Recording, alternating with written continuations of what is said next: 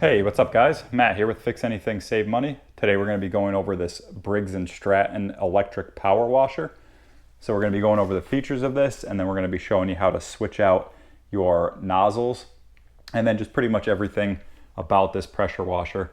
So I made a video previously on a gas pressure washer that Simpson makes, and I kind of go through the pros and cons of that, and I'm going to do the same for this.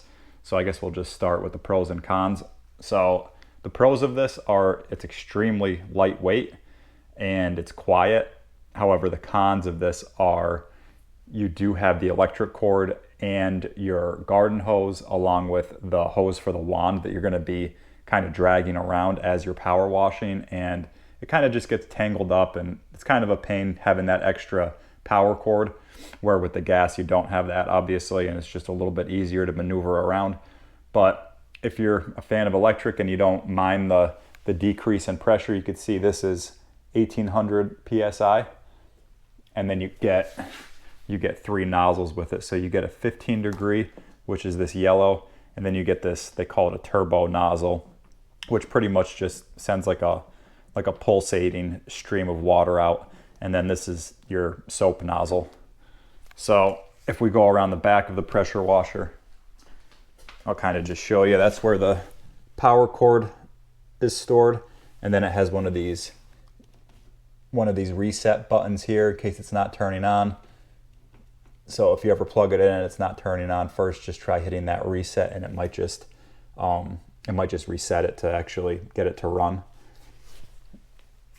And then if we come around the front, you can see this hose is for your wand. That's attached to this wand right here.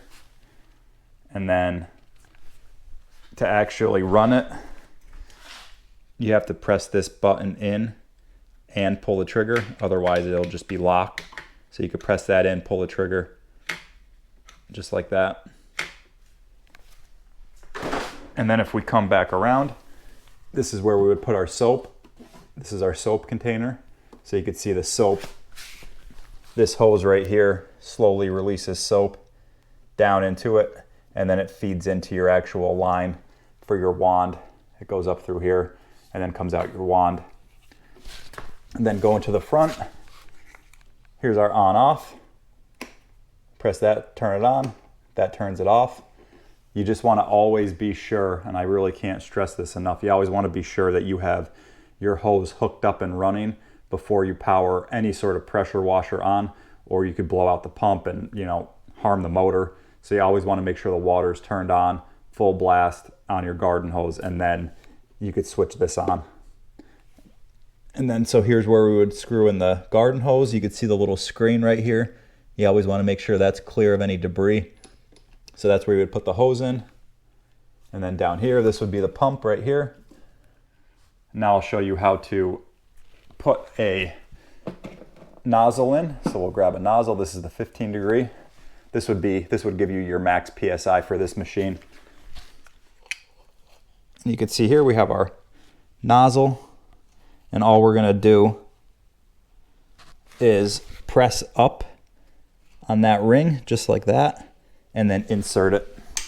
So you press up and then insert that. Make sure it's fully seated in there, and then just release, and you can see it's locked into place. And then when you want to remove it, you just pull up on this ring again right here. So just pull up and then pull your nozzle out, and you could switch out. And yeah guys, that's pretty much it. That's the Briggs and Stratton pressure washer. This is model, they actually call it item. So this is item 020680V-00. So I'll leave a link in the description of where you could buy this. And yeah, I think they're like $200 or so.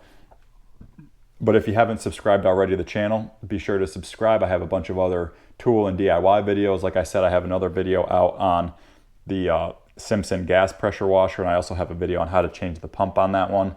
This was kind of just a tutorial on this. But yeah guys, if you have any questions, be sure to leave them in the comments below. Otherwise, be sure to like this video, and like I said, subscribe to the channel. Yeah, we'll see you next time.